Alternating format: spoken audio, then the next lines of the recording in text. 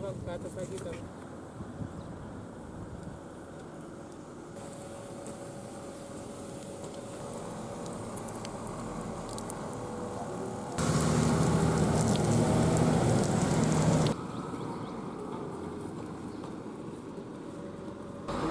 Ini Bang.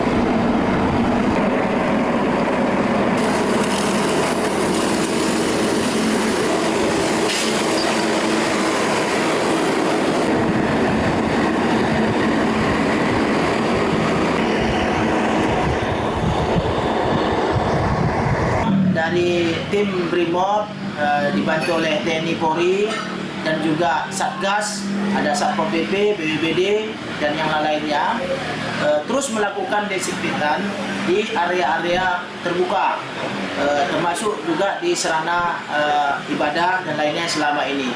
Termasuk ini merupakan tugas dari Satgas. Nah, desinfektan ini adalah merupakan menjaga kita supaya hal-hal virus yang terkena di salah satu gedung maupun jalan, taman dan tempat-tempat kita yang duduk sehari-hari, dengan adanya seperti ini mungkin bisa menghambat virusnya dalam penyebaran.